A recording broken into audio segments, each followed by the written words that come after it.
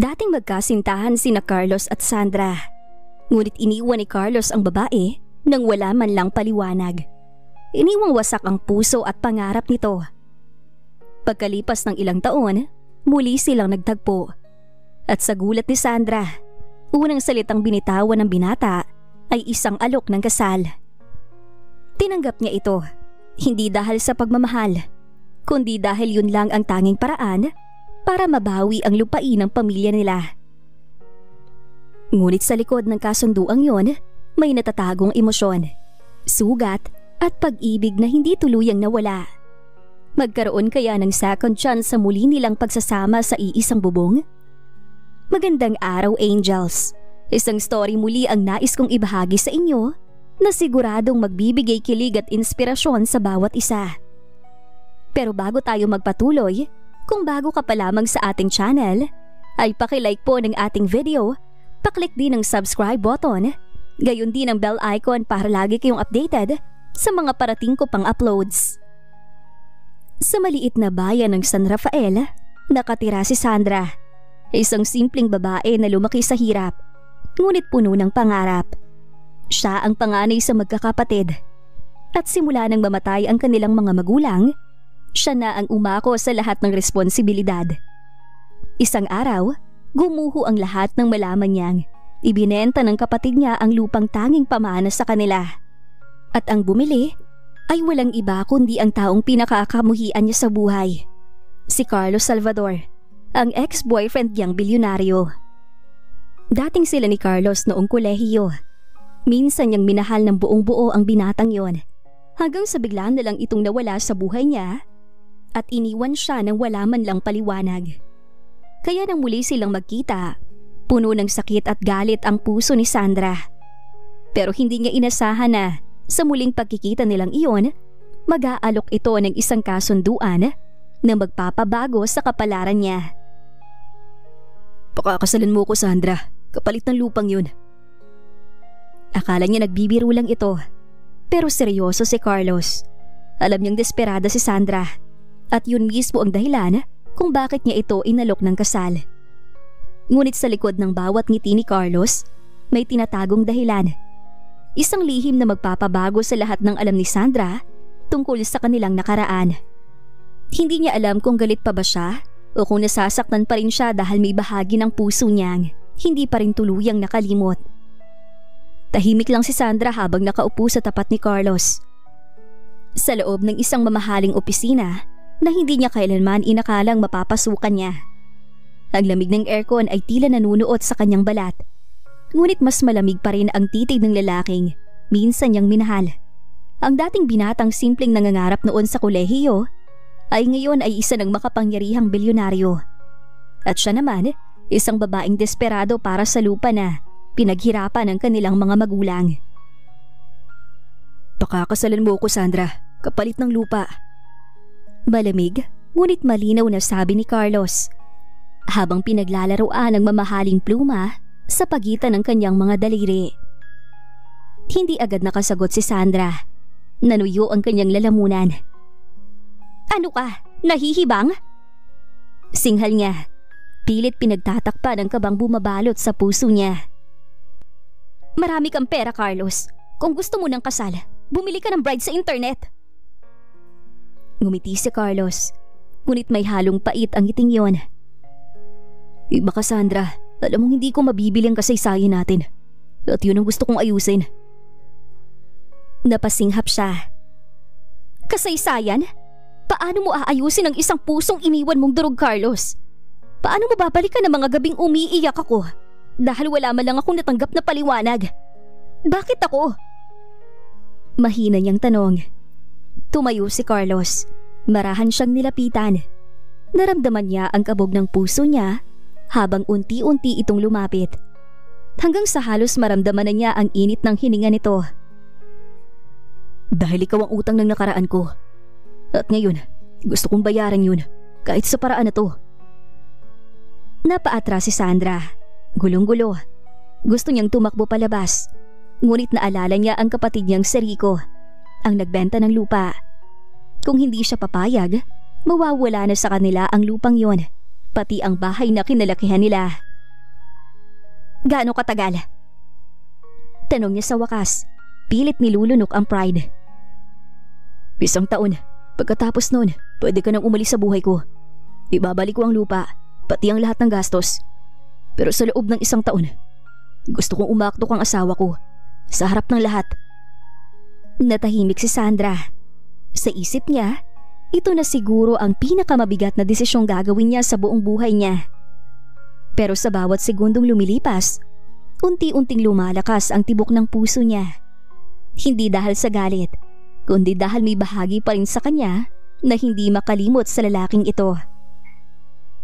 Kung yan lang ang paraan para maligtas ang pamilya ko, sige, pumapayag ako. Huminga siya ng malalim. Isang ngiti ang sumilay sa labi ni Carlos. Ngiting matagal na niyang hindi nakikita, ngunit may halong misteryo ngayon. Good. Simula ngayon, Mrs. Salvador ka na. Tahimik lang si Sandra habang nakatayo sa harap ng malaking salamin. Suot ang puting bestidang pinili ni Carlos para sa kanya. Hindi niya akalain na mangyayari talaga to. Na sa loob lamang ng ilang araw matapos pumayag sa kasunduan, ay ikakasal na siya. Hindi sa simbahan, kundi sa isang pribadong seremonya sa hardin ng Salvador Mansion. Walang mga bisita, walang pamilya. Tanging ilang saksi lang at ang mga mata ni Carlos na tila nananubok ng bawat galaw niya. Habang tinatali ng isang tauhan ang laylayan ng kanyang belo, hindi niya maiwasang mapaluha. Hindi dahil sa saya, kundi dahil sa takot. Takot na baka sa muling pagkakataon, masaktan na naman siya. Ready na ba si Mrs. Salvador? Narinig niyang tanong ni Carlos mula sa labas ng silid. Mrs. Salvador, parang hindi pa rin siya sanay marinig yon. Pero nang bumukas ang pinto at magtagpo ang kanilang mga mata, parang biglang tumigil ang oras. Suot ni Carlos ang isang itim na tuxedo. Simple, ngunit nakakamangha. Sa kabila ng lahat ng galit at sakit, hindi niya maitago sa sarili ang katotohanan. Gwapo pa rin ito at mas malakas ang karisma ngayon kesa dati. Handa na ako. Mahinang sagot ni Sandra. Pinilit na wag ipakita ang panginginig ng kanyang mga kamay. Lumapit si Carlos at inalok ang kanyang bisig. Simulan na natin, asawa ko. Sa bawat hakbang nilang magkasabay sa damuhan, habang nakatayo ang huwes sa harap nila, nararamdaman ni Sandra ang kabog ng puso niya. Nais niyang maging matatag. Pero nang ilagay ni Carlos ang singsing sa daliri niya, tila may kung anong init ang kumalat sa puso niya. By signing this paper, you are officially husband and wife. Sabi ng Wes. At sa mismong sandaling yun, tuluyan na nagsimula ang kasunduang magbabago sa buhay ni Sandra. Pagkatapos ng seremonya, dinala siya ni Carlos sa isa sa mga guest room ng mansyon. Dito ka muna titira. Sabi nito. Ayokong isipin ng mga tao na isa lang tong palabas. Kaya kakailanganin nating magpanggap sa harap nila, lalo na sa mga tauhan ko. Tumaas ang kilay ni Sandra. Paano naman sa harap mo, Carlos? Magpapanggap din ba ako? Ngumiti ito, malambing, ngunit may halong pang-aasar. Sa harap ko, hindi mo kailangan magpanggap. Alam kong matagal mo pa rin akong hindi nakakalimutan. Namula ang pisngi ni Sandra. Sa panaginip mo. Iritadong sagot niya, sabay talikod. Ngunit nang tumalikod siya, naramdaman niyang hinawakan ni Carlos ang kanyang kamay.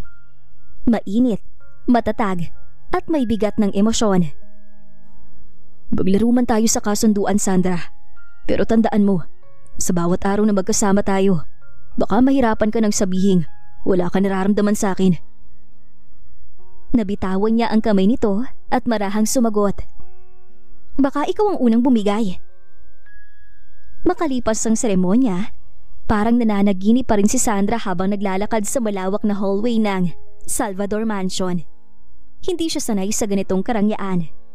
Marble na sahig, chandelier sa kisame, at mga empleyadong tila laging nakatingin sa kanya na para bang sinusuri kung karapat-dapat ba siyang tawaging Mrs. Salvador. Sa bawat sulok ng bahay, ramdam niya ang presensya ni Carlos. Lalo na ngayon dahil sa unang pagkakataon, matapos ang ilang taon, muli silang titira sa iisang bubong bilang mag-asawa. Pagpasok niya sa silid na itinalaga sa kanya, napatingin siya sa paligid.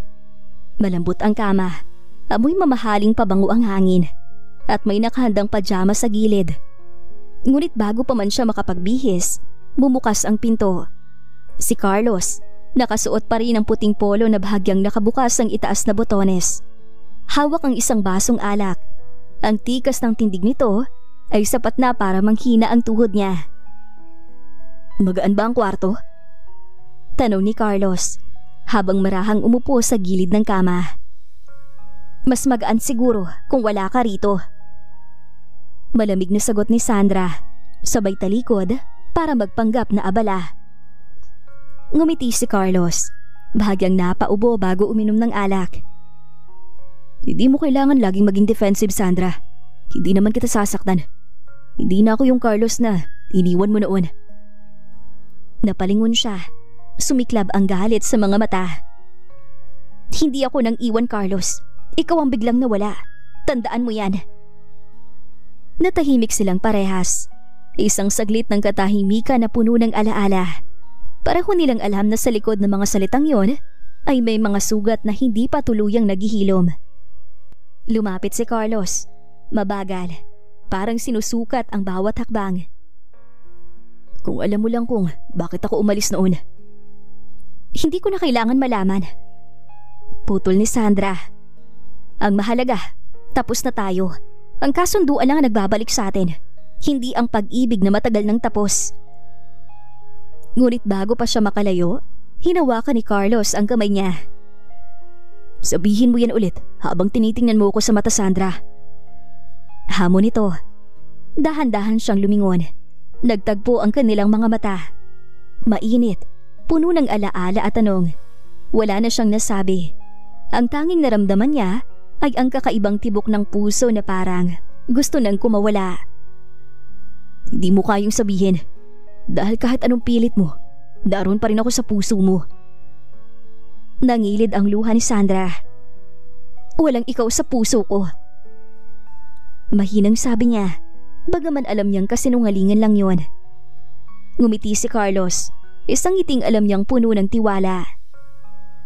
"Maghintay ka lang, Sandra. Sa ilalim ng isang bubong na to, kahit anong tanggi mo, babalik din ang dati natin pagmamahalan."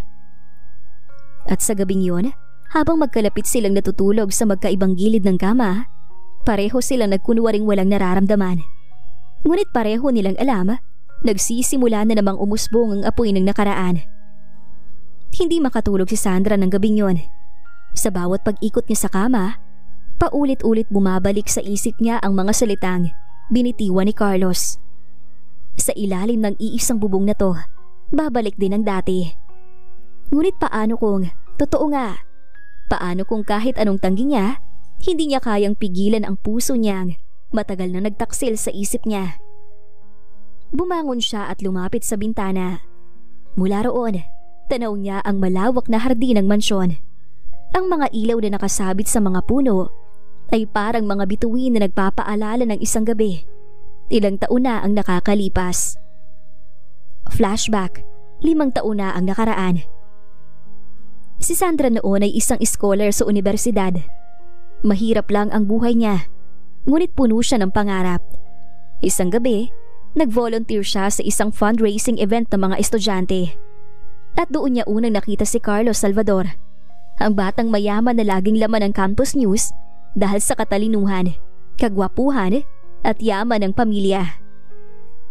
Ngunit hindi iyon ang unang nakatawag ng pansin kay Sandra. Nakita niya itong tahimik na tumutulong mag-ayos ng mga silya matapos ang programa. Walang ere, walang kayabangan. "Hindi mo kailangan gawin yan," sabi niya noon. Ngumiti si Carlos sabay sagot. "Bakit naman hindi? Pareho tayong estudyante rito, hindi ba? Walang mayaman o mahirap pag tumutulong." Doon nagsimula ang lahat. Ang mga simpleng kwentuhan pagkatapos ng klase, sabay na kape sa kantin at tawanan sa ilalim ng mga puno. Unti-unting nahulog si Sandra sa isang lalaking akala niya'y simple lang magmahal. hanggang sa dumating ang araw na umamin ito. Sandra, hindi ko alam kung paano, pero gusto na kita. At kapag nakapagtapos tayo, ikaw ang gusto kong makasama habang buhay. Buong puso na saad ni Carlos. Ngunit ang pangakong yon ay natapos bago pa man magsimula.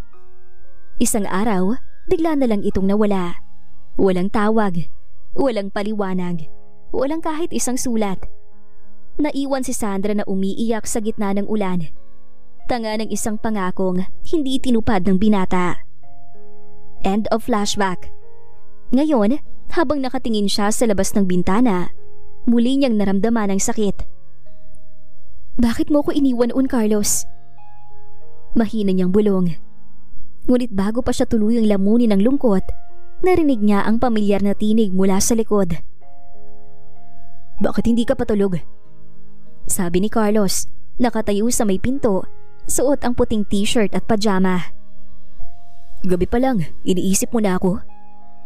Hindi kita iniisip. Naalala ko lang ang mga pagkakamali ko noon. Mabilis niyang tanggi.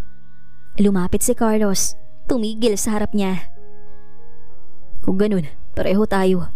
Araw-araw ko inaalala yung araw na iniwan kita at kung paano ko sana maibabalik yung pagkakataong yun.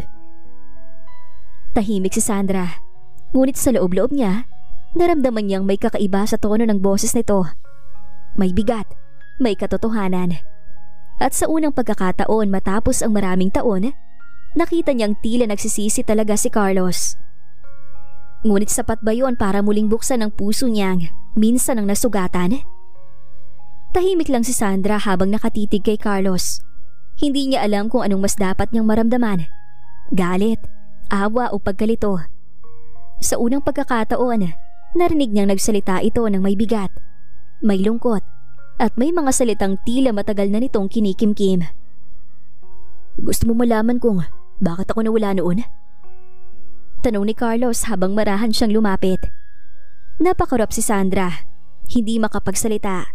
Ang tanging nais lang niya ay marinig ang katotohanan. Ang paliwanag na ilang taon niyang pinananabikan. Sabihin mo, Carlos. Sabihin mo, bago pa ako tuluyang mawala ng tiwala sa iyo. Huminga ng malalim si Carlos, saka umupo sa tapat niya. Noong mga panahon na yun, akala ko hawak kong lahat. Pero isang gabi, bumagsak ang negosyo ng ama ko. Dalugi kami at may utang kaming halos hindi nababayaran. Sinubukan kong hanapan ng paraan, pero nagkasakit si Papa. Kailangan naming umalis ng bansa agad para magpagamot. At nang mamatay siya, naiwan sa akin ang lahat ng utang, kasamang responsibilidad na buhayin muli ang kumpanya. Natigilan si Sandra. Hindi niya alam kung ano ang mararamdaman. Bakit hindi mo malang sinabi? Isang mensahe lang sana, Carlos. Kahit isang salita. I wanted to. Pero alam kong kung bumalik ako noon, hindi kita kayang bitawan ulit. At wala akong maibibigay sa iyo. Wala akong pera. Wala akong kinabukasan. Ang meron lang ako ay pangarap para sa iyo na hindi ko kayang tuparin noon. Naluha si Sandra. Hindi ko kailangan ng kayamanan mo. Ang kailangan ko lang noon, yung paliwanag mo, Carlos. Ngumiti ng mapait si Carlos. At ngayon, binibigay ko na sa iyo. Pero huli na, hindi ba? Ikaw at ako, dahil sa kasunduan na lang. Hindi na tayo yung dati. Carlos, kung totoo lahat yan, bakit mo pa rin ako pinakasalan ngayon? Hindi mo na kailangan iligtas ang pamilya ko. Dahil gusto kong itamang nakaraan. Gusto kong maramdaman mo na kahit minsan, pinili pa rin kita. Hindi dahil kailangan, kundi dahil gusto ko. Nagkatinginan silang muli. Sa mga mata ni Carlos, nakita ni Sandra ang lalaking minsang nangako sa kanya ng habang buhay, ngayon ay humihingi ng isa pang pagkakataon. Ngunit bago pa man siya makasagot, biglang kumalabog ang pinto. Isa sa mga katulong ang mabilis na pumasok. Humihingal. Sir, may paparating po sa labas. Si Clarice, yung fiancé niyo dati. Natigilan si Sandra. Parang tinusok ang kanyang puso. Fiancé? At sa isang iglap, parang gumuho ulit ang mundo niya. Naniga si Sandra sa kinatatayuan niya. Parang bumigat ang paligid matapos marinig ang pangalan na yon. Clarice, ang babaeng minsan niyang nakita sa mga lumang larawan ni Carlos noong sila pa. Ang babaeng halos ikinasira ng puso niya nang marinig niyang naging fiancé ito ng lalaking minahal niya noon. Tahimik si Carlos. Tila nagulat din si Clarice? Tanong niya, may halong gulat at kaba. Tumango ang katulong. Opo sir, nasa labas lang po ng gate. Sabi niya, gusto ka raw kausapin. Urgent daw. Nagtagpo ang mga mata nila ni Sandra. Walang salitang lumabas sa bibig ni Carlos, pero sapat na ang tingin nito para maunawaan niyang may malalim na kasaysayan sa pagitan nila. Bakit siya nandito, Carlos? Akala ko, tapos na kayo. Malamig ang boses ni Sandra. Hindi agad sumagot si Carlos. Sa halip, tumalikod ito at mabilis na tinungo ang pintuan. Magpapaliwanag ako mamaya. Yun lang ang nasabi niya bago siya lumabas ng silid. Nanatili si Sandra na parang estatwa. Ang sakit ay muling bumalik. Mas matindi pa kesa noon. Fiancé, ibig sabihin, kahit nakasal sila ngayon sa kasunduan, may bahagi pa rin ng puso ni Carlos na hindi niya pag-aari. Lumipas ang ilang minuto bago siya naglakas loob na sumilip sa bintana. Mula roon, tanaw niya ang hardin kung saan nakatayo si Clarice. Isang babaeng elegante, maganda, at halatang galing sa mayamang angkan. Niyakap nito si Carlos na walang pag-aalinlangan. Habang nakatitig siya mula sa itaas, parang unti-unting dinudurog ang puso niya. Ngunit may kakaiba sa ekspresyon ni Carlos. Hindi ito mukhang masaya. Seryoso, malamig, at tila nagpipigil ng galit. Hindi nagtagal, umalis si Clarice, sakay ng itim na kotse. Bumalik si Carlos sa loob ng mansyon at nang magtagpo silang muli, malamig na katahimikan ang bumalot sa kanila. Gusto mo bang magpaliwanag? Tanong ni Sandra, tinatago ang pag-iyak sa boses. Clarice is my past at wala na siyang kinalaman sa buhay ko ngayon. Sagot ni Carlos. Talaga? Bakit parang hindi ganun ang nakita ko? Hindi mo malang itinulak ang yakap niya. Napalunok si Carlos. Hindi ko gustong ginawa niya, Sandra. Pero hindi ko rin gusto na isipin mo may relasyon pa kami. Naging fiancé ko siya dahil sa utang na loob ng pamilya ko noon. Isa pang dahilan kung bakit ako umalis. Pero hindi ko siya minahal. Madaling sabihin, pero mahirap paniwalaan. Tugon ni Sandra. Lumapit si Carlos nang marahan sa kanya. Kung ayaw mo maniwala, tingnan mo na lang sa mga mata ko. Hindi ko kailan minahal si Clarice. Pero ikaw ang hindi ko kailanman nakalimutan, Sandra. Napatigil si Sandra. Sa likod ng mga salitang yon, ramdam niya ang katotohanan. Ngunit sa puso niya, may takot pa rin. Paano kung si Clarice ang dahilan ng lahat? At sa di kalayuan, sa loob ng kotse, si Clarice ay palihim na ngumiti. Hindi pa tapos, Carlos. Hindi pa. Sa loob ng mamahaling kotse, nakasandal si Clarice habang pinagmamasdan mula sa salamin ng mansyon. Ang mga mata niya ay kumikislap sa galit at paninibugho. Hindi niya matanggap na sa pagbalik niya sa Pilipinas ay may ibang babaeng nakatira na sa bahay na dating para sa kanya. At mas masakit, asawa pa ito ni Carlos. So, may bago ka na pala, Carlos? Tingnan natin kung hanggang saan tatagal ang kasal niyo. Bulong niya habang marahang hinihigop ang alak mula sa baso. Pagdating niya sa kanyang kondo sa Makati, agad niyang tinawagan ang matagal na niyang kakuntsaba, si Nathan, dating empleyado ni Carlos na natanggal dahil sa pagnanakaw. Nathan, gusto kong malaman lahat tungkol sa babaeng yon. Si Sandra. Malamig na sabi ni Clarice. Saan siya galing? Sino ang pamilya niya? At kung anong kahinaan niya? Gusto kong masira siya bago pa man siya masanay sa apelidong Salvador. Tumawa si Nathan sa kabilang linya. Madali yan, ma'am. May mga kakilala pa ako sa bahay ng mansyon. Makakarating agad sa akin lahat ng galaw nila. Good. Dahil kapag natapos ako, Hindi lang siya mawawala ng asawa, kundi pati ng dangal.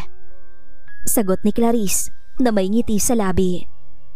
Samantala, sa mansyon, abala si Sandra sa pag-aasikaso ng mga dokumentong iniabot ni Carlos. Pilit niyang inuuna ang trabaho para hindi maisip ang nangyari kanina. Pero hindi niya maiwasang magduda. Mula nang bumalik si Clarice, tila may bigat na sa paligid at ramdam niya may paparating na problema.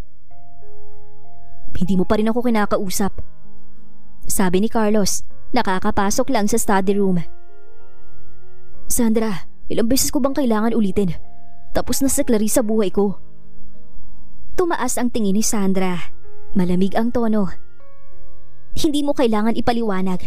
Kasunduan lang naman tayo, di ba? Wala akong karapatang magselos. Pero nagsiselos ka. Mahinang tugon ni Carlos. Nanlaki naman ang mata ni Sandra. Hindi ako... Ngunit natigil siya nang lumapit si Carlos at hawakan ang kanyang pisngi. Kung ayaw mo umamin, okay lang. Pero sana, kahit sa loob ng kasunduang to, bigyan mo naman ng pagkakataon ng puso mo. Saglit siyang natahimik. Pero bago siya makasagot, biglang bumukas ang pinto. Pumasok ang isang katulong. May hawak na sobre. Ma'am, may dumating pong sulat para sa inyo. Walang pangalan ho kung kanino galing. Kinuha ni Sandra ang sobre. Nang buksan niya ito, bumungad ang isang larawan. Siya, kasama si Carlos noong araw ng kasal nila. At sa likod ng larawan, may nakasulat na mga salita na nagpanginig sa kanya. Hindi siya sayo. Hindi kailanman siya magiging iyo. Nanlamig ang buong katawan ni Sandra. Carlos, sino ang gagawa nito? Nanginginig ang boses niya. Kinuha ni Carlos ang sulat.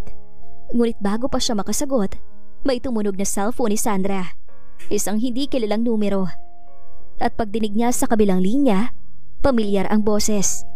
Malamig, mapanlinlang, at puno ng galit. Maghanda ka, Sandra, dahil babawiin ko ang lahat ng sakin. At tuluyang napahawak si Sandra sa puso niya nang marinig ang pangalan sa dulo ng tawag.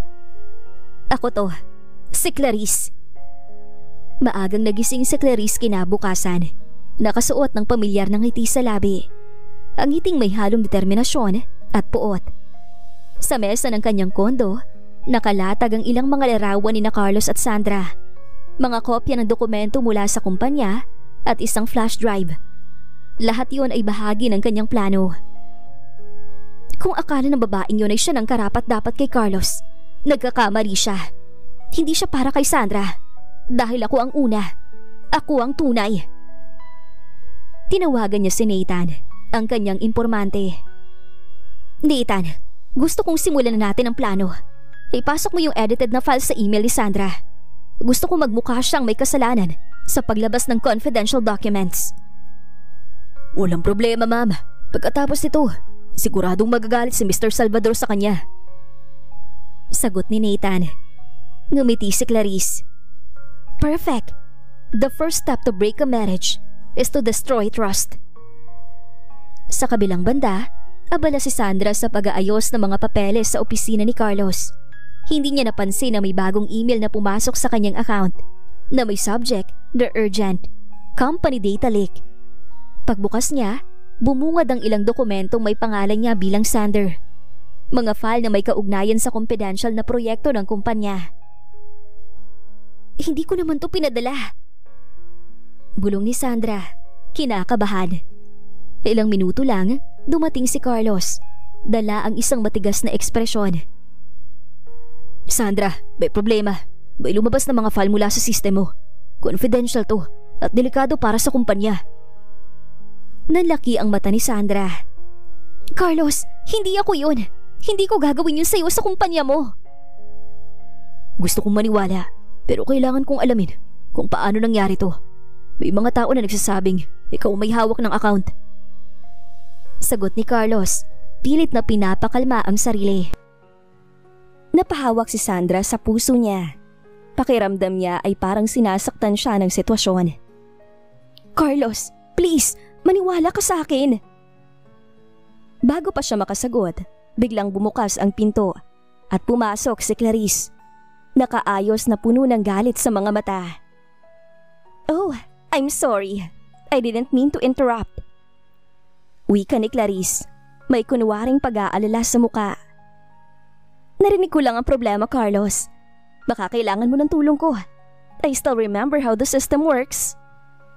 Napatingin si Sandra. Ramdam ang panlalamig ng paligid. "Hindi na kailangan. Ako na nga ayos nito." Ngumiti lang si Clarice, sabay kindat kay Carlos. "Of course, dear. Pero kung kailangan mo ng tulong, nandito lang ako." Halatang palabas siya ng opisina. Lihim siyang ngumiti. "One misunderstanding down, and soon, your love will crumble, Sandra." Aniya sa sarili. Nang makaalis si Clarice, napaupo si Sandra. Luhaan at naguguluhan. Sa isip niya, iisa lang ang tanong. Bakit parang unti-unting lumalayo sa akin si Carlos? At doon nagsimula ang pagbitak ng tiwala sa kanilang pagsasama. Isang bitak na si Clarice mismo ang humubog. Tahimik ang gabi sa Salvador. Nakaupo si Carlos sa kanyang opisina. Hawak ang isang basong alak habang tinititigan ng city light sa labas. Hindi pa rin siya mapalagay sa nangyaring leakage ng company files. Sa kabila ng mga paliwanag ni Sandra, may bahagyang alinlangan na sumisiksik sa isip niya. Habang nag-iisip, biglang bumukas ang pinto. Dumating si Clarice, suot ang eleganteng itim na dress at dala ang kumpiyansa na parang siya pa rin ang fiancé ni Carlos. "Carlos, nakausap po si board director earlier. May mga investor daw na nag-aalangan dahil sa issue. Maybe I can help." Malambing nitong sabi. Napabuntong hininga si Carlos. "Hindi ko na dapat hinayaan umabot sa ganito. I trusted the wrong people." "Then trust me again. We worked together before. Alam mo naman kung gaano ako ka-dedicated sa kumpanya mo." Sabat ni Clarice na lumalapit sa kanya. Tinitigan siya ni Carlos. Hindi niya maitatangging minsan naging bahagi si Clarice ng kanyang tagumpay at buhay. Ngunit iba na siya ngayon. May asawa na siya, kahit kasal lang sila sa papel ni Sandra. "I appreciate your concern, Clarice, pero kaya ko na to." Ngumiti ito, pero may bakas ng pagkadismaya. "Alam mo, Carlos, nakakaawa si Sandra. Hindi niya alam kung anong klase ng mundong ginagalawan mo. This isn't for her." Nakunot ang noo ni Carlos. "Ano bang gusto mong sabihin?" Lumapit palalo si Clarice na halos magkadikit na ang kanilang mga muka. "Hindi siya bagay sa'yo. Look at her. Mabait, oo, pero sobrang inosente. You need someone who understand your world. Someone like me." Napaatras si Carlos. Halatang nagulat sa lantad na pahayag ni Clarice. "Clarice, tigilan mo yan. May asawa na ako." Hindi na nakasagot si Carlos. Sa halip, tumalikod siya at tinungo ang bintana. "Umalis ka na, Clarice. Hindi ko gustong madamay si Sandra sa gulo ng nakaraan natin." Ngumisi si Clarice. Ngunit sa loob-loob niya ay natutuwa siya. Alam niyang kahit konting pagdududa lang ang pumasok sa isip ni Carlos, sapat na yon para masira ang tiwala nito kay Sandra. Kinabukasan, habang nag-aalmusal sina Sandra at Carlos, napansin ni Sandra ang malamig na kilos ng asawa. "May problema ba?" tanong niya. "Wala naman." Mabilis na sagot ni Carlos, hindi man lang tumingin sa kanya. Pero bago pa siya makapagsalita, may tumawag na sa telepono ni Carlos. Si Clarice. Narinig ni Sandra ang lambing ng boses nito sa kabilang linya. "Good morning, Carlos. Don't forget our lunch meeting today." Natigilan si Sandra. "Lunch meeting?" Tanong niya nang ibaba ni Carlos ang telepono. "Business meeting lang." Sagot nito, iwas ang tingin. Ngumiti si Sandra kahit ramdam niyang may kirot sa puso niya. "Business ba talaga? O simulan na naman ang dati niyong samahan?" Habang tahimik siyang ngumiti, sa loob-loob niya, nagsisimula na siyang kabahan. Dahil sa unang pagkakataon, May naramdaman siyang lumalamig sa pagitan nilang mag-asawa. Mainit ang araw ng umaga na yon, ngunit higit na mainit ang pakiramdam ni Sandra habang hindi mapakali sa bahay. Kanina pa kasi siya nag-aalangan sa sinabi ni Carlos. Ang business lunch raw niya kasama si Clarice. Pilit niyang sinasabi sa sarili na wala lang yon. Ngunit sa puso niya, may kumakabog na kaba na hindi niya maipaliwanag. Ilang oras pa lang ang nakalipas. Nagpasya siyang sundan ito. Hindi ko naman siya pinagkakatiwalaan dahil hindi ko siya mahal. Pero gusto kong maramdaman kung totoo siya sa akin. Bulong niya sa sarili habang nagmamaneho. Sa isang mamahaling restaurant sa gitna ng syudad, natanaw niya agad ang pamilyar na kotse ni Carlos. Kinabahan siya. Ngunit lumakas ang loob niya nang makita sa loob ng restaurant ang dalawang taong ayaw niyang makitang magkasama. Si Carlos, nakaupo sa mesa. At sa harap niya, si Clarice, nakangiti, nakaayos na parang nag-date sila. At hindi business meeting. Tahimik na nagmamasid si Sandra mula sa malayo. Habang nakikita niya nagtatawanan ng dalawa. Minsan ay may inilalagay si Clarice sa leeg ni Carlos. Isang tie clip. Habang nakayuko ito, parang masyadong malapit sa isa't isa. Ramdam ni Sandra ang pag-init ng kanyang mga mata. Hindi niya alam kung galit, selos o sakit ang mas nangingibabaw. Hindi na siya nakatiis. Lumapit siya. Marahan pero may dignidad. At sa bawat hakbang niya ay tila lumalakas ang tibok ng kanyang puso. Carlos! Nagulat naman si Carlos sa pamilyar na boses. Paglingon niya, nandoon si Sandra. Nakasuot ng simpleng dress. Ngunit kita sa mga mata nito ang sugat ng pagdududa. Anong ginagawa mo rito? Gulat niyang tanong. Yan din na gusto kong itanong. Business meeting ba talaga to? Sagot ni Sandra. Sumingit si Clarice. May ngiting mapanukso.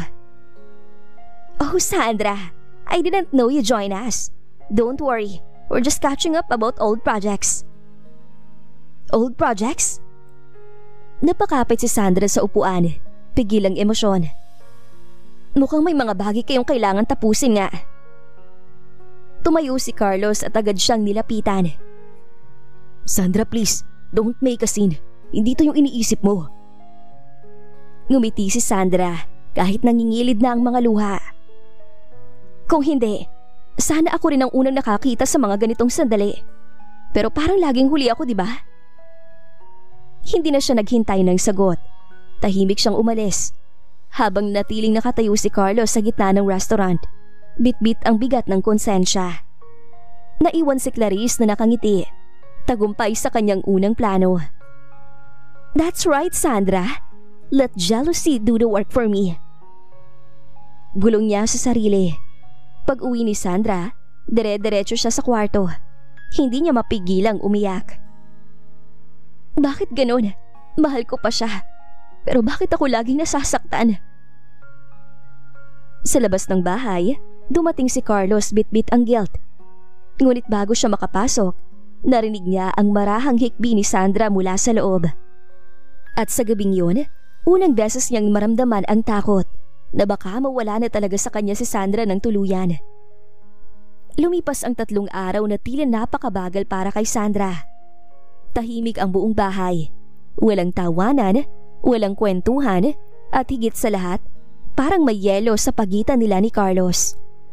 Bawat umaga, maagang umaalis si Carlos at gabi na kung umuwi. At kapag magkasabay silang kumakain, halos walang salitang lumalabas sa kanilang mga bibig. Hindi mo ba ako kakausapin? Tanong ni Sandra minsang sabay silang nag-almusal. Wala naman akong dapat sabihin. Malamig na sagot ni Carlos habang nagbabasa ng pahayagan. Kung gusto mo pa rin pag-usapan yung sa restaurant, wala akong may papaliwanag pa. Napayuko si Sandra. Ramdam ang pagkirot sa puso niya. Hindi ko hinihingi ang paliwanag mo, Carlos. Hinihintay ko lang maramdaman na ako pa rin yung mahal mo. Akala ko dati, ginawa mo to para mabuo tayo. Pero parang hindi ko nakikita yon. Pero sa halip na sagot, katahimikan lang ang isinukli ni Carlos. Tumayo ito, kinuha ang coat at tuluyang umalis. Naiwan si Sandra, luhaan at mag-isa. Hindi ko na alam kung ano pa ako sa buhay mo. Akala ko nakasunduan lamang ang lahat sa atin. Pero sa huli, ako rin palang talo dahil bumigay na naman ang puso ko na mahalin ka, Carlos. Bulong niya habang pinipigil ang hikbi. Sa opisina, pilit na itinatago ni Carlos ang lungkot. Nakatingin siya sa mga papeles. Pero ang laman ng isip niya ay si Sandra. Ang paraan ng pagngiti nito, ang mga mata nitong puno ng pag-unawa at ang sakit ng mga salitang sinabi nito kanina. Hindi ko hinihingi ang paliwanag mo. Paulit-ulit yon sa isip niya. Ngunit sa likod ng kanyang katahimikan, may halong takot. Takot na baka kapag nagsalita siya, hindi niya makontrol ang damdamin niyang pilit na pinipigil. Pumasok si Clarice sa opisina. May dalang kape. You look tired, Carlos. You should rest. I can take care of some reports for you. No thanks. I'll handle it. Ngumiti siya ng pilit. Ngunit napansin ni Clarice ang lungkot sa mga mata ni Carlos. Still thinking about her? Tanong nito, mapanukso. You shouldn't stress yourself for someone who doesn't understand your world. Hindi siya sumagot, pero sa loob-loob niya, lalong lumalalim ang pagkalito. Hindi totoo yun, dahil mahal ko pa rin siya. Sa bahay, si Sandra ay nakatingin sa lumang larawan nila ni Carlos noong masaya pa sila. Magkahawa kamay, magkaakbay, puno ng pangarap. Ngayon, parang ibang tao na ang kasama niya. Napahawak siya sa puso niya. Kung mahal mo ko, bakit parang ikaw pang unang lumalayo? Sa mga gabing hindi siya makatulog, tanging mga alaala ng kanilang pagmamahalan ng paulit-ulit sa isip niya. Ngunit sa bawat luha, unti-unti na ring nabubuo sa kanyang puso ang takot na baka ang kontrata ng kanilang kasal ay maging katapusan din ng lahat. At habang si Carlos ay tuluyang nilalamon ng trabaho at distansya, si Sandra naman ay unti-unting napapagod na ipaglaban ng isang pag-ibig na siya na lang ang kumakapit. Sa madilim na silid ng kanyang kondo, abala naman si Clarice sa harap ng laptop. Nakadisplay sa screen ang mga larawan ni Sandra, ngunit hindi ordinaryong mga litrato. Sa tulong ni Nathan, ang kanyang hacker, pinagsama-sama nila ang mga kuha ni Sandra sa opisina at mga edited na larawan kung saan tila nakikipagtagpo ito sa ibang lalaki. Siguraduhin mo mukhang totoo. Gusto kong isipin ni Carlos na may ibang lalaki sa buhay ng asawa niya. Utos ni Clarice habang nilalagyan ng petsa ang mga litrato. Ngumisi si Nathan. Don't worry, ma'am. Pagkatapos ito, siguradong guguho ang tiwala ni Mr. Salvador. Nang matapos, ipinadala ni Clarice ang mga larawan sa email ni Carlos gamit ang isang anonymous address. Subject: Know the truth about your wife. At doon nagsimula ang problemang matagal na niyang inihanda. Kinabukasan, abala si Carlos sa opisina nang mapansin niya ang email notification. Sa unay ayaw pa niyang buksan, ngunit dahil sa kakaibang pakiramdam, napilitan siya. Pagbukas niya, parang tinamaan siya ng matalim na bagay sa puso niya. Mga litrato ni Sandra, kasama ang isang lalaking hindi niya kilala. Nakangiti, tila sobrang lapit sa isa't isa. Nanginginig ang kamay ni Carlos. Imposible. Sandra wouldn't do this. Bulong niya. Ngunit habang tinitingnan niya ang bawat larawan, unti-unti siyang binalot ng pagdududa. Bumalik sa isip niya ang mga huling araw, ang malamig na mga sagot, ang pag-iwas ni Sandra, at ang mga gabing hindi na siya sinasabayan sa hapunan. Baka nga totoo. Aniya sa sarili. Nang gabing yun, tahimik siyang umuwi. Wala siyang imik, pero ramdam ni Sandra ang bigat ng presensya nito. Carlos, may problema ba? Tanong niya. Wala. Malamig na tugon nito, pero halata sa tono ang galit at pagkadismaya. Kung may nagawa kong mali, sabihin mo sa akin. Bago pa siya matapos, binato ni Carlos ang isang sobre sa mesa. Sa loob noon ay ang mga litrato. Magpaliwanag ka, Sandra. Sino siya? Mariin itong sabi. Napatigil si Sandra. Nanlaki ang mata sa mga larawang nakita. Ano to? Hindi totoo to. Carlos, hindi ko kilalang lalaking yan. Lahat ng taong may ginagawang kasalanan, ganyan din.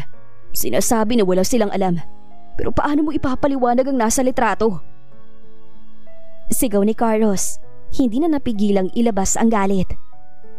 Tumulo ang luha ni Sandra. Nanginginig habang pinipilit ipaliwanag. Carlos, naniniwala ka talaga sa mga larawang to kaysa sa akin? Akala ko ba kilala mo ko? Natahimik si Carlos at sa katahimikan niyang iyon, ramdam ni Sandra ang pinakamasakit na bahagi, ang pagkawala ng tiwala. Kapag handa ka na magsabi ng totoo, alam mo kung saan ako hahanapin, Sandra. Malamig na sabi ni Carlos. Lumabas siya ng bahay. Iniwan si Sandra. Sa kabilang dulo ng lungsod, si Clarice ay ngumiti habang binabasa ang balitang kumalat na ang chismis tungkol sa pagtataksil ni Sandra. One lie told beautifully can destroy a love that took years to build. Bulong niya. At sa gabing yun, tuluyang nasira ang tiwala na minsang nagbuklod sa puso ni na Carlos at Sandra. Madaling araw na magising si Sandra. Tahimik ang buong bahay. Ngunit ramdam niya ang bigat ng katahimikan.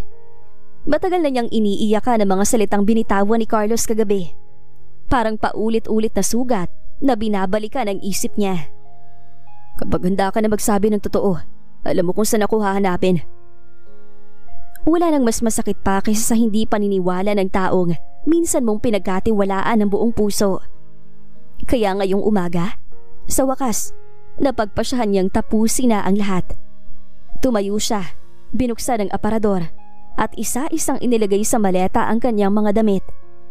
Hindi niya alam kung saan siya pupunta. Pero ang alam niya lang, kailangan niyang lumayo.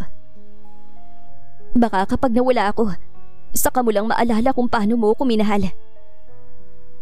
Bulong niya habang pinupunasan ang luha. Paglabas niya ng bahay, saglit siyang lumingon sa paligid. Sa mga pader na minsang naging saksi ng kanilang tawanan. Sa mesa kung saan sila sabay kumakain. At sa kwarto kung saan minsan niyang naramdaman ang yakap ni Carlos. Ngayon, lahat ng iyon ay alaala na lang. Iniwan niya ang isang sulat sa mesa. Carlos, hindi ko alam kung paano mo nagawang hindi maniwala sa akin. Pero kung sa tingin mo, mas madali para sa iyo na mawala ako, ibibigay ko. Hindi kita kailanman niloko. Noong nagpakasal tayo para lang sa lupa ang dahilan. Pero habang lumilipas sa mga linggo at buwan, ay maramdaman ko na mahal pa din kita. Pero masakit isipin na hindi mo ako kayang paniwalaan. Kaya baka oras na para piliin ko naman ang sarili ko. Ilang oras matapos yun, dumating si Carlos mula sa opisina. Tahimik siyang pumasok. Ngunit napansin niyang wala si Sandra. Tinawag niya ito, pero walang sumagot. Paglapit niya sa mesa, nakita niya ang sulat. Sa pagbasa niya, para siyang binagsakan ng mundo. Nanginginig ang kamay niya habang binabasa ang bawat linya. Doon lang niya naramdaman ang bigat ng kanyang pagkakamali. Naniniwala siya sa mga larawan kaysa sa salitang galing sa puso ng babaeng minahal niya. Sandra, I'm so sorry. Bulong niya. Mabilis siyang lumabas ng bahay. Tinawagan si Sandra, ngunit patay na ang cellphone nito. Tinungo niya ang mga paboritong lugar nito. Ang park, ang lumang cafe na madalas nilang puntahan. Pero wala. Hanggang sa tuluyan na siyang mapaluhod sa gilid ng kalsada. Hawak ang sulat nito at umiiyak na parang batang nawalang muli ng lahat. Bakit hindi ako nakinig sa'yo? I'm sorry, love. Naiiyak na saad ni Carlos. Galit ang naramdaman niya sa sarili ng sandaling yon. Sa gabing yon, unang beses muling umiyak si Carlos mula nang mawala ang mga magulang niya. Ang lalaking sanay mag-utos at magtagumpay, ngayon ay durog dahil sa isang maling akala. At sa kabilang bayan, si Sandra ay nasa loob ng isang bus, nakatingin sa bintana, habang dahan-dahang umaagos ang luha. Mahal pa rin kita, Carlos, pero kailangan ko munang kalimutan ang lahat sa atin. Pagkalipas ng ilang araw mula nang umalis siya sa mansyon, nakarating si Sandra sa isang tahimik na bayan sa Tagaytay. Nagsimula siya ng panibagong yugto ng buhay. Malayo sa lahat ng sakit at alaalang iniwan niya kay Carlos. Nag-una siyang tumapak sa bagong inuupahang maliit na apartment. Dama niya ang katahimikan. Wala na ang malalawak na bulwagan, ang malamig na tinig ni Carlos, at ang pakiramdam ng pagiging banyaga sa sariling tahanan. Ngayon, siya lang, isang simpleng babae na gustong muling mabuo ang sarili. Kumuha siya ng trabaho bilang assistant sa isang maliit na cafe sa bayan. Bagamat hindi sanay sa ganitong uri ng pamumuhay, pinilit ni Sandra na ngumiti. Araw-araw, bumabangon siya ng maaga. Nagtitimpla ng kape at tinatanggap ang mga customer na may ngiti. Kahit may luha pa rin gustong bumagsak tuwing maririnig niya ang mga kantang nagpapaalala kay Carlos. Tuwing gabi, umuuwi siya sa maliit na apartment. Mag-isa sa mesa habang kumakain ng instant noodles. Sa gitna ng katahimikan, paulit-ulit niyang tinatanong sa sarili. Mali ba akong umalis? O mali ba ako nagtiwala? Ngunit sa bawat pag-iyak, unti-unti niyang natutunan na ang lakas ay hindi nasusukat sa kakayahang manatili, kundi sa tapang na umalis kapag alam mong hindi ka na pinahahalagahan ng taong mahal mo. Isang gabi, habang naglilinis siya sa cafe, lumapit ang may-ari na si Aling Vicky. Anak, mabait kang bata. Halata kong marami kang pinagdadaanan. Pero tandaan mo, minsan kailangan mong masaktan para mahanap mo ang sarili mong halaga. Napangiti si Sandra, bagamat may kirot sa kanyang puso. Salamat po, Aling Vicky. Siguro po, tama kayo. Panahon na siguro para piliin ko naman ang sarili ko. Lumipas ang mga linggo at unti-unti siyang nasanay sa bago niyang mundo. Hindi na siya umaasa ng tawag o mensahe mula kay Carlos. Pero sa kabila ng lahat, hindi niya maikakaila. Mahal pa rin niya ito. Laging nandyan sa likod ng isip niya ang mga sandaling magkasama sila. Ang mga halik na puno ng init at ang mga pangakong napako. Ngunit ngayong natutunan na niyang tumayo sa sarili, alam niyang hindi na siya basta-basta matitinag. Kung sakaling muli silang magkita, hindi na siya yung babaeng madaling magpatawad. Isa na siyang babaeng marunong na kung kailan lalaban at kung kailan pipiliing mag-isa. Habang pinagmamasdan niya ang paglubog ng araw mula sa bintana, mahina siyang ngumiti at bumulong sa hangin. Hindi ko alam kung anong mangyayari bukas. Pero ngayong gabi, ako muna. Ang sarili ko muna. At sa unang pagkakataon, matapos ang matagal na panahon, nakaramdam si Sandra ng kapayapaan. Isang pakiramdam na noon ay hindi niya makuha kahit nasa piling ng lalaking mahal niya. Makalipas ang ilang linggo ng pananahimik ni Sandra, tuluyang naramdaman ni Carlos ang bigat ng kanyang mga pagkakamali. Ang dating malawak at masayang mansyon ay tila naging kulungan ng kalungkutan. Wala na si Sandra, ang babaeng minsang nagbigay ng kulay sa bawat umaga niya. Gabi-gabi hindi siya makatulog. Paulit-ulit niyang iniisip ang huling pag-uusap nila. Ang mga luhang bumagsak sa mga mata nito at ang malamig na katahimikan bago ito tuluyang lumisan. Bakit ko hinayaang mawala siya? Tanong niya sa sarili habang tinititigan ang kanilang litrato sa sala. Ang tanging alaala ng panandali ang kasiyahan nilang dalawa. Isang araw, dumating si Clarice sa opisina. Suot ang kanyang paboritong pulang bestida. May kumpiyansang ngiti. Carlos, we can finally talk about us.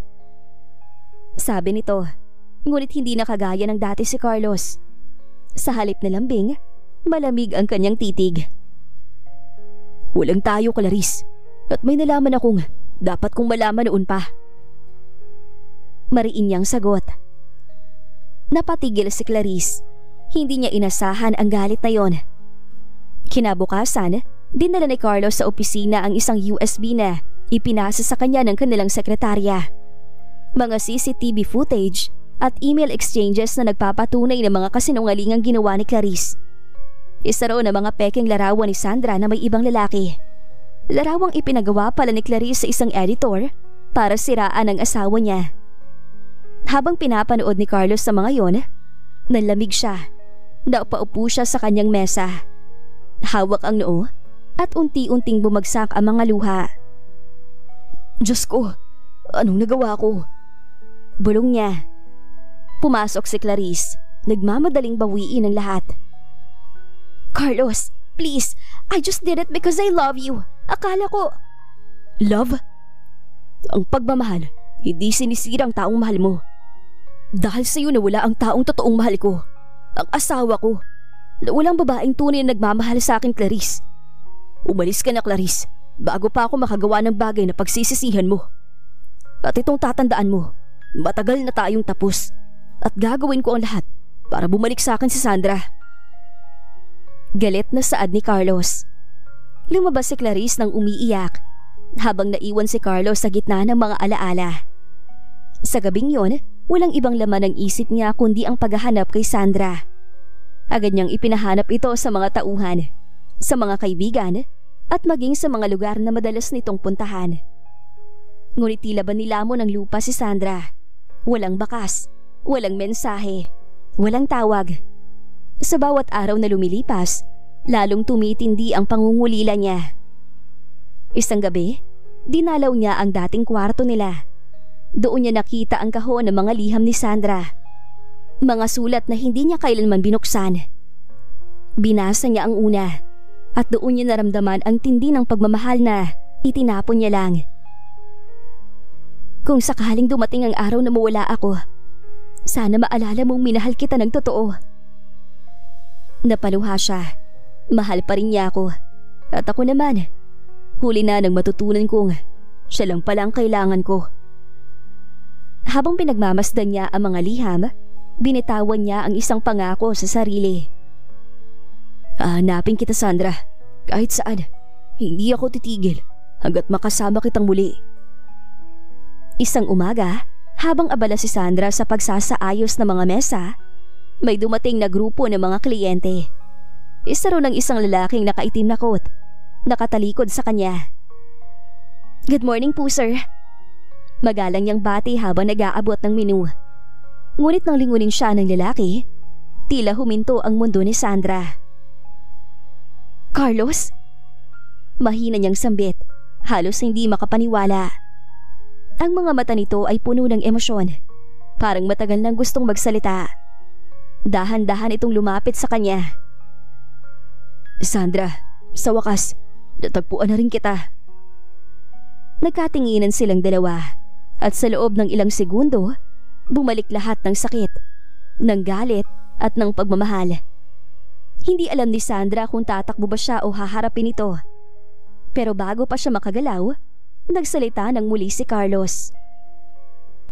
Alam kong wala akong karapatang humarap sa iyo, pero kailangan ko magpaliwanag. At sana, pakinggan mo ko, Sandra. Napakapit si Sandra sa tray na hawak niya. Wala na tayong dapat pag-usapan, Carlos. Matagal na ako natutong mabuhay nang wala ka. Ngunit hindi niya maikubli ang panginginig ng boses niya. Nakita yun ni Carlos. Lumapit ito paunti-unti hanggang magkalapit na ang kanilang mga muka. Alam kong nasaktan kita at alam kong wala akong karapatang humingi ng tawad. Pero gagawin ko pa rin. Sinira ko ang tiwala mo dahil naniwala ako sa kasinungalingan ni Clarice. Pero mahal kita, Sandra. At kahit anong gawin mo, hindi ko na kayang itago yun. Ikaw lang ang babaeng gusto kong makasama sa buhay ko. At sana mapatawad mo ko, love. Pangako, hindi na kita sasaktan ulit. Bawi ako sa lahat ng pagkukulang ko sa'yo. Buong pusong saad ni Carlos. Hindi ganun kadali, Carlos. Hindi mo alam kung gaano mo ako nasaktan. Alam ko, Sandra. Araw-araw kong pinaparusahan ang sarili ko sa pagkawala mo. Tahimik silang nagkatitigan. Sa likod ng lahat ng mga sugat, naroon pa rin ang damdaming hindi tuluyang nawala. Isang staff ang sumigaw. Ma'am Sandra, may order sa table 5. Dahilan para maputol ang sandaling yon. Tumalikod siya. Ngunit bago siya tuluyang umalis, mahina niyang sinabing, kung gusto mo talagang magpaliwanag, Bukas, 6:00 ng gabi. Dito rin. Ngumiti si Carlos. May pag-asa sa mga mata. Basta nandito ka, hindi ako mawawala. Habang umaalis ito, napahawak si Sandra sa puso niya. Muli na namang bumilis ang tibok ng puso niya. At sa unang pagkakataon matapos ang matagal na panahon, hindi niya alam kung ito ba ay dahil sa takot o sa pag-asang baka may pag-ibig pa silang muling mabubuo. Kinabukasan, dumating si Carlos sa cafe bago pa man mag-6:00. Suot niya ang simpleng polo, malayo sa dating formal at istriktong imahe ng isang bilyonaryo. Nasa mata niya ang kabang halatang hirap itago, parang batang takot na baka muling tanggihan. Lumabas si Sandra mula sa kusina, hawak ang tray ng kape, at nang makita si Carlos ay sandali siyang natigilan. Akala ko hindi ka darating. Mahina niyang sabi, iniwasan ang titig nito. Hindi ko kayang hindi dumating. Dahil kung hindi ko pa sasabihin ngayon ang lahat, baka tuluyan mo na akong kalimutan. Sagot ni Carlos. Tahimik silang umupo sa sulok ng cafe, malayo sa mga mata ng ibang tao. Huminga ng malalim si Carlos bago nagsimula. Sandra, gusto kong itama ang lahat. Alam kong hindi sapat ang sorry, pero gusto kong magsimula tayo ulit. Magpakasal tayo muli. Wala nang kasunduan. Kung tatanggapin mo ako ulit, dahil gusto kong ikaw ang maging ina ng mga anak ko, at mahal na mahal kita, Sandra. Will you marry me again, love? Hindi na napigilan ni Sandra ang mapaiyak.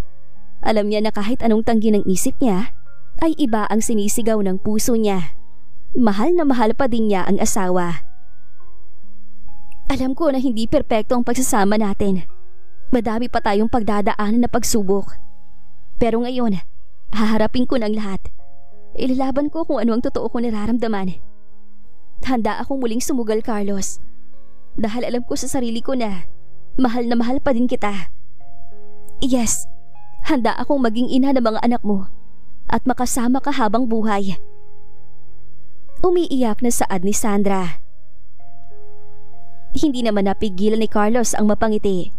Dahan-dahan siyang lumapit sa asawa bago ito dinampian ng halik sa labi, na agad naman itong tinugon ng buong puso. Ilang buwan nang lumipas, ay naganap na muli ang kasal ni Sandra at Carlos. Tahimik ang buong simbahan, maliban sa marahang pagtunog ng mga kampana. Humahalo sa lamig ng hangin ang kaba sa puso ni Sandra habang naghihintay sa pagbukas ng pinto ng simbahan. Habang si Carlos naman ay may ngiti sa labi habang nakatayo sa harap ng altar.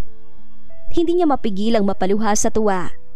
Sa wakas, ito na ang araw na matagal niyang ipinagdasal. Ang araw na magiging totoong kanya na si Sandra. Hindi lang sa pangalan, kundi sa puso at kaluluwa. At nang bumukas ang pintuan ng simbahan, huminto ang mundo niya. Si Sandra, suot ang puting gown na parang ulap na bumaba mula sa langit. Kumukuti-kutitap ang veil at ang bawat hakbang niya ay tila musika na tumutugtog diretso sa puso ni Carlos. Habang naglalakad si Sandra sa aisle, hindi na niya napigilang mapaluha. Hindi dahil sa kaba, kundi dahil sa labis-labis na saya na sa wakas makakasama na niya ang lalaking pipiliin niya sa araw-araw. Hawak kamay nilang hinarap ang pari. Habang binibigkas nila ang vows, walang ibang narinig ang dalawa kundi tibok ng puso ng isa't isa. Pinapangako ko, Sandra, na mamahalin kita sa bawat umaga, sa bawat pagod, sa bawat tagumpay. Hindi kita bibitawan, Sandra. Ikaw ang buhay ko. Pinipili kita ngayon, bukas, at sa bawat araw na darating. Sa'yo ko nakilala ang tunay na pagmamahal, Carlos, at sa harap ng Diyos, ipapangako kong aalagaan kita hanggang sa dulo. Nang sabihin ng pari ang I now pronounce you husband and wife, nagpalakpakan ng mga bisita. Lumapit si Carlos at dahan-dahang hinalikan si Sandra. Malambing at puno ng pagmamahal. Mabilis ang takbo ng mga araw mula nang ikasal sina Carlos at Sandra. Araw-araw ay puno ng tawanan, halakhak at maliliit na yakap ang kanilang bagong buhay. Sa bawat pagising, inuuna ni Carlos ang halik sa noo ng asawa. At si Sandra naman ay palaging nakangiti, para bang hindi nauubos ang saya sa puso niya. Pero may lihim na pinaghahandaan si Carlos. Isang hapon, habang nagluluto si Sandra, biglang lumapit si Carlos na halatang pinipigilan ng sobrang excitement. Love, pwede ka bang sumama saglit? May ipapakita lang ako sa'yo. Ano yun? Parang ang saya mo ah. Niyakap niya ito mula sa likod at bumulong. Trust me. Dinala niya si Sandra sa sasakyan at nagmaneho patungo sa isang lugar na matagal nang hindi nakikita ni Sandra. Ang lupain na minahal ng pamilya nila. Ang lupang nawala sa kanila. Pagbaba nila sa kotse, natulala si Sandra. Hindi niya inaasahan ang tanawing nasa harapan niya. Malinis na bakod, bagong signage na nakalagay ang apelido nila, at ang malawak na lupaing minsang ikinagalit at ikinaiyak niya. Ito ang pangarap mong mabawi ulit, at gusto kong ibalik sa iyo ang lahat ng nawala sa inyo. Simula ngayon, sa inyo na ulit ang lupang to. Tuluyang bumuhos ang luha ni Sandra. Hindi dahil sa lungkot, kundi dahil sa sobrang galak at pagmamahal. Yumakap siya kay Carlos ng mahigpit. Maraming salamat, Carlos.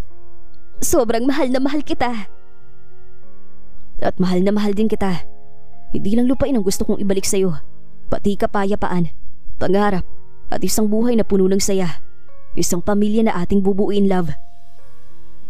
Magkahawa kamay silang naglakad sa gitna ng lupain yon. Ngayon ay simbolo ng bagong simula. Hindi lang para sa pamilya ni Sandra, kundi sa buhay nilang mag-asawa. Alam ni Sandra na kontento na siya sa buhay niya dahil kahit busy si Carlos sa negosyo ay pinatunayan nito ang wagas nitong pagmamahal sa kanya. Pinanindigan ni Carlos ang pangako nito na babawi ito sa lahat ng pagkukulang nito sa kanya. Dahil walang araw na hindi siya nito pinapasaya, gumagawa ito ng oras para magbanding silang mag-asawa. Kumakain sa labas, nanunood ng sine, lumalabas ng bansa, at naglalaan ng araw para magkasama silang magsimba. Kaya wala nang mahihiling pa si Sandra. Gayon din naman si Carlos, dahil binigyan ni Sandra ng kulay ang buhay niya. Lalo pa at nalaman nila na 4 weeks nang buntis ang kanyang asawa. Alam nila na madami pa silang pagdadaanan, pero sabay nilang haharapin yon, lalo na't wagas ang pagmamahal nila sa isa't isa. At dito na po nagtatapos ang ating kwento. Sana ay muli ninyo akong samahan sa mga stories na nais kong ibahagi sa inyo. Maraming salamat.